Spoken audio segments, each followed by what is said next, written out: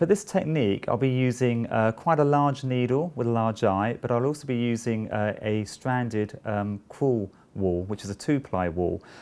It gives a very fine, tight, compact stitch when worked together.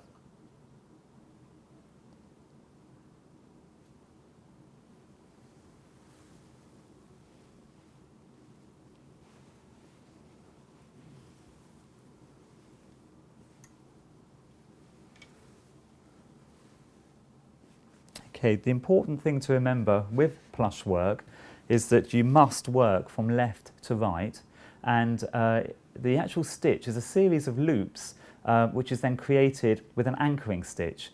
And the anchoring stitch will actually hold the loop in place, and once we have a series of loops that sit next to one another, we will then create a bank or a line of these loops which we can then cut and trim to create the plush work hedging.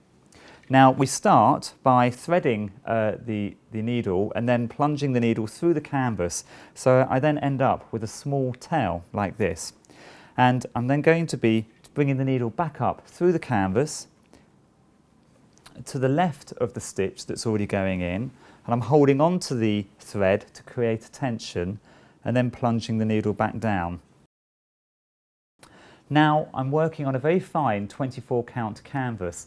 Now for me to demonstrate this stitch, I'm going to be working a much larger stitch than I normally would do on this particular project.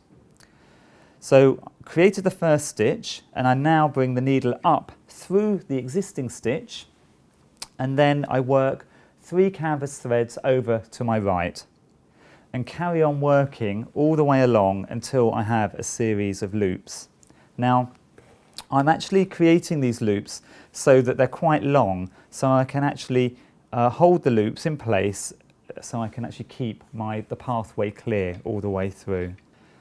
Okay, as I said before, I'm working the stitch from left to right, and as you can see here, the needle is actually coming up through the stitch, and I'm going to be forming the next loop which I will hold in place. So I take the needle down through the canvas, keep hold of that tension, creating that loop, and then the needle comes back up, straight over, back down again, and that's the anchoring stitch that holds the plush work in place. Okay, I've just finished this small hedge here. I'm just going to cut the thread.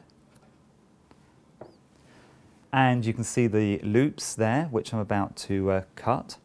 And I need to take a fine pair of scissors. And you start off by actually cutting across the top. Now I'm going to push from underneath the loops up and just trim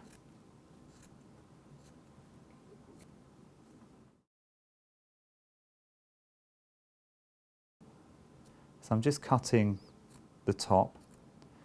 Okay, and now I need to remove that thread away. Okay, I'm going to trim the hedge to give it a nice shape. I'm going to take the scissors at an angle along the side, and you can see there that I'm almost like cutting down into the hedge. Okay, and now just going to tidy up the areas and just work into the hedge, just shaping up around the edge. And because I've done the locking stitches, the thread will not fall out. And I can trim this back quite a long way, so it almost looks like grass. And so to finish off, we would actually tidy up around the area, and you can actually use something like just a small brush just to remove the extra threads away. But normally you would have all of this area, all the way along here, stitched, and you would trim your hedge all in one go. Here you can see the seasonal knot garden, which incorporates spring, summer, autumn and winter. You've got a whole variety of different hedging techniques that are going on here, with different mixes of yarn that are available. Okay, so here we have the spring garden, which is worked on a 24 count canvas. Coming across to the summer garden, which is worked on an 18 count. Up to the top here, we have the autumn garden, which is worked on a 14 count. And then coming across to the winter garden, which is worked on a 10 count. In the centre here, we have a magnificent fountain to rival Versailles, worked in wire, stump work and Murano glass beads. We have a whole variety of different beads and glass going on in the base to create a really full fountain. And the reason for us doing the garden in this way, the 4 seasons, is that I had a lot of students who didn't quite understand the theory between the different counts of canvas. So your garden would look very different on a small scale, on a 24 count, in comparison to the larger 10 count canvas here. So each section of the garden has been worked in exactly the same stitch, but the stitch is either small or large, depending on the season, depending on the count.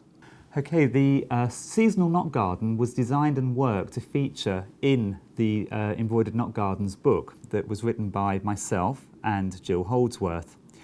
Inside the book, it takes you through all the different stages of designing your own knot garden, but here you can actually see the Versailles fountain featuring using all the different beads and stump work yarns that are available. You can find out more information about Embroidered Knot Gardens on our website, which is embroideredknotgardens.com.